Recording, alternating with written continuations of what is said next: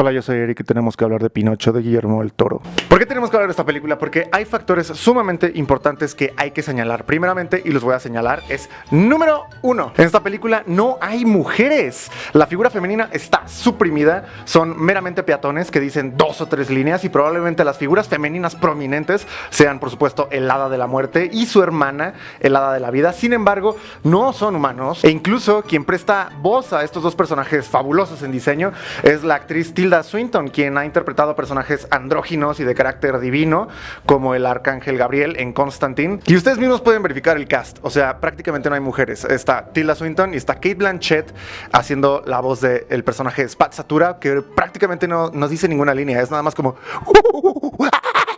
Número 2, la figura del hombre es completamente destruida en esta película. Y vamos a hacer el conteo.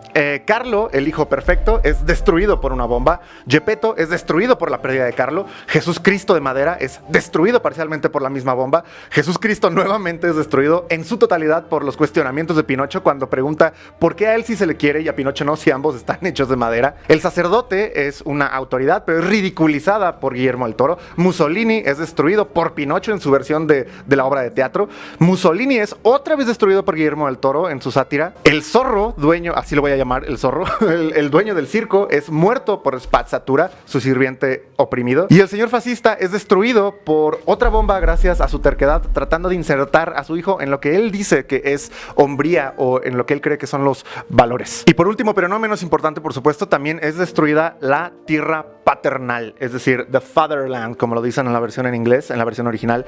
Es decir, la misma Italia también es destruida. Número 3, Sebastián es completamente arrollado y destruido e ignorado por completo durante toda la película. Y aquí el horrendo show de cómo sucedió.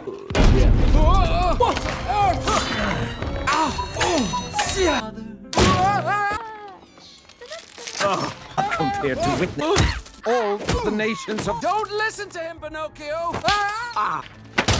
Pinocchio, don't! That's... No! No! But I have a thing or two to teach you about... Hey! What? Y número 4, Pinocho frente a Carlo.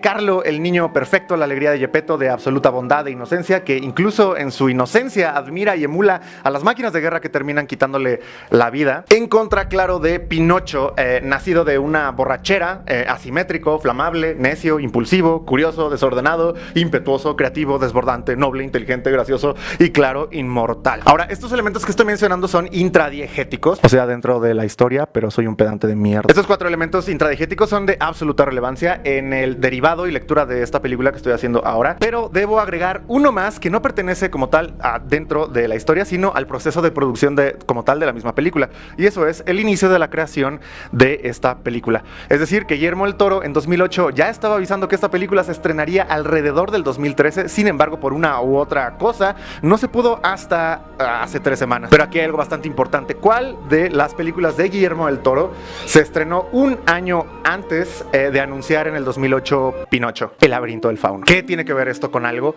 Esto es de suma importancia porque Guillermo del Toro alrededor de estos años tiene dentro de su potencia creativa una crítica durísima en contra de la masculinidad, no ya tóxica, sino violenta, corrosiva, cáustica, destructiva y por supuesto mortal. ¿Vertidas en dónde? En El laberinto del fauno, por supuesto, claro, en El Capitán. Es decir, Pinocho es una idea ya bastante vieja, venida de un lugar muy oscuro y absolutamente hermanada en discurso con El laberinto del fauno. Y esto por supuesto es evidente cuando tanto Pinocho como El laberinto del fauno son ambas son críticas durísimas en contra de las dictaduras militares europeas de los 30s y de los 40s. Para El laberinto del fauno es por supuesto la dictadura franquista, la crítica, y para Pinocho es la dictadura fascista de Mussolini. Ambas películas son críticas a la obediencia irracional y en ambas las pestes fascistas corrompen el mundo casi sagrado del potencial de un niño. Aquí se ve más claro que Pinocho debió salir casi un año después del laberinto del fauno, ¿no? O al menos no hubiera sido nada raro. Ahora voy a esbozar rapidísimo lo que argumenta Pinocho. Geppetto tiene un hijo llamado Carlo, que es un absoluto amor y no pueden ser más felices los dos. Carlo aprende de todo y aprende de su padre a escoger, por ejemplo, semillas perfectas para pinos. Pero Carlo pierde la vida al ir por dicha semilla que olvidó dentro de la iglesia. Que esto es de suma importancia porque es en la casa de Dios donde el mismo Dios permite que Carlo, un inocente, pierda la vida y que Geppetto, también inocente, quede completamente destruido por esta pérdida. Así que, o esto es una crítica a la idea de Dios, ojo, crítica a la idea de Dios, no al Dios mismo, o esto será una divina lección para Geppetto que más adelante voy a abordar esta parte porque ahí radica un poco de mi crítica como tal. Geppetto, destruido por la pérdida, en un arrebato y estando inconsciente, borracho, va a fabricar un niño de las dimensiones de Carlo, pero totalmente asimétrico, sin color, imperfecto en cada corte e incluso aterrador en diseño, arrebatando la casa al pobre grillo escritor Sebastián, que se había domiciliado en dicha pieza del árbol. Pinocho cobra vida a través del hada de la vida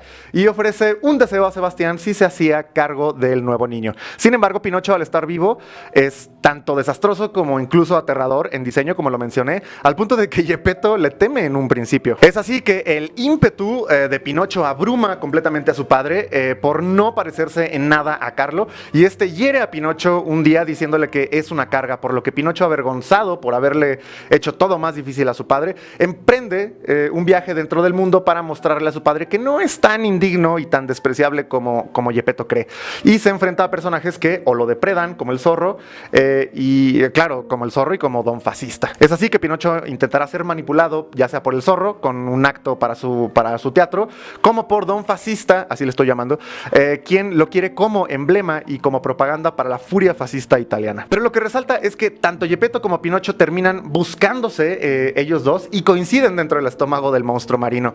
Y es aquí donde Pinocho, al rescatar a sus dos amigos y a Geppetto, muere y tiene que regresar con el hada de la muerte, pero tiene que regresar tan rápido que tiene que romper las reglas para poder regresar lo más rápido y salvar a Geppetto, y se vuelve, por supuesto, un ente mortal, donde esta vez no podrá revivir como lo estuvo haciendo durante toda su corta vida. Finalmente Pinocho muere salvando a su padre, por lo que Sebastián Cricket, Sebastián el Grillo, reclama a el hada de la vida que no es posible que Pinocho pierda la vida cuando él hizo todo por todos, y Sebastián cobra su deseo usándolo para regresar a Pinocho a la vida. Mientras tanto, Geppetto le confiesa a Pinocho, ya muerto junto a la playa, que cometió un error al creer que Pinocho fuera exactamente igual que Carlo.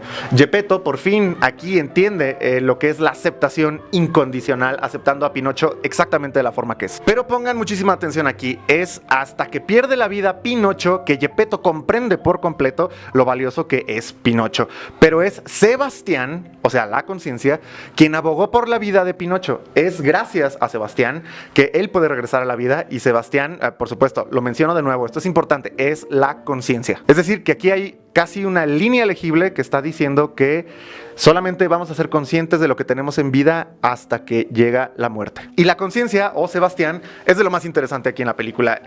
Sebastián es un admirador de Arthur Schopenhauer, carga y cuelga el retrato en su casa, y Schopenhauer maneja un principio muy importante dentro de todo su sistema: la conciencia mejor, o mejor conciencia, que entre otras cosas afirmaba Schopenhauer que solo después de la muerte quedaría una conciencia mejor, lo que él va a llamar después la nada relativa. Nada menos, Schopenhauer admira incluso a los santos del catolicismo, no por el dogma religioso como tal, sino porque los santos son capaces de renunciar a su propia voluntad y alcanzar la sagrada paz que él llamaba. Sebastián, es decir, es como Sebastián, se despoja de su voluntad y su deseo personal para más bien, de manera nada egoísta, regresarle la vida a Pinocho. Y a través de la idea de conciencia mejor de Schopenhauer, se podrán ver en la película de Pinocho una serie de señalamientos, como el hecho de ver durante toda la película la leyenda propagandística: obedecer, ceder, combatir, y una, por supuesto, evidente enajenación por el nacionalismo italiano, a la cual el filósofo apunta sobre este tipo de cosas, apunta que la gente puede llegar a confundir la conciencia mejor con morir por la patria. Es decir, se pueden dar cuenta aquí que la conciencia está presente durante toda la película, pero es pisoteada una y otra vez. Y las consecuencias de anular o de pisotear la conciencia son aterradoras, porque vuelcan a todo un país a un fanatismo confundido por una conciencia mejor. Y es la conciencia, o sea, Sebastián, quien regresa la vida a Pinocho, y de ser pisoteado todo el tiempo pasa a ser quien le regresa la vida a Pinocho. De ser pisoteado durante toda la película, ignorado y golpeado con una puerta, pasa a tener un lugar, de hecho, en el corazón de Pinocho una vez que Sebastián muere. E importantísimo aquí, a mí me parece una incongruencia en la película que cabe criticar, y es el por qué Geppetto tiene el privilegio de tener una segunda oportunidad de tener un hijo. O sea, ¿por qué Geppetto recibe ayuda divina si el resto del mundo tiene que vivir con sus penas y no hay poder divino que intervenga con otras personas? Es decir, ¿qué hace tan especial a Geppetto? Y una de las posibilidades, una de las respuestas es que Geppetto, al tener un hijo tan perfecto como Carlo, no aprendió absolutamente nada. Jamás hubo resistencia por parte de Carlo, porque él era ensordecidamente bueno, perfecto casi. Sin embargo, Geppetto tiene un reto absoluto cuando aparece Pinocho, y eso es aceptarlo incondicionalmente como es, que no se parece en absoluto a Carlo. Carlo resulta entonces que es el muñeco de madera como tal, mientras que Pinocho es verdaderamente el niño de verdad desde el principio. Y si bien la película trata de la aceptación incondicional a través de la destrucción de la figura masculina inconsciente, esta película trata sobre todo a la conciencia como el factor que nos hace verdaderamente estar vivos. De eso trata Pinocho. Para Guillermo del Toro, suprimir la conciencia y actuar como un robot bajo órdenes nos vuelve máquinas, autómatas inertes. Por eso en Pinocho toda Italia está hecha un títere prácticamente. Geppetto fabrica títeres. Jesús es un títere de madera usado por quien sea para el propósito que sea. Y suprimir e ignorar la conciencia nos hace títeres. Y entonces, siendo títeres, entonces sí podemos obedecer, ceder y combatir sin chistar. Y de hecho quien demostró estar vivo desde el principio era Pinocho, incluso hasta rompiendo las reglas que no son de este mundo. Esta idea de la condena a la supresión de la conciencia ya había sido tratada por Guillermo del Toro en El laberinto del fauno, la película hermana, con una crítica bastante potente en contra de aquellos que siguen órdenes por seguir órdenes nada más. ¿Por qué lo hizo? Era lo único que podía hacer. No, hubiera podido obedecerme. Hubiera podido, pero no lo hice. Pues hubiera sido mejor para usted. Eso lo sabe. Es que obedecer por obedecer, eso solo lo hacen gentes como usted. Repito, Pinocho es una película hermana del laberinto del fauno, es simplemente que nace 16 años después. Así que bueno, esto es lo que tenía que decir de Pinocho. Suscríbanse por aquí, súper gracias por estar asistiendo al canal y nos vemos en la siguiente película. Chao.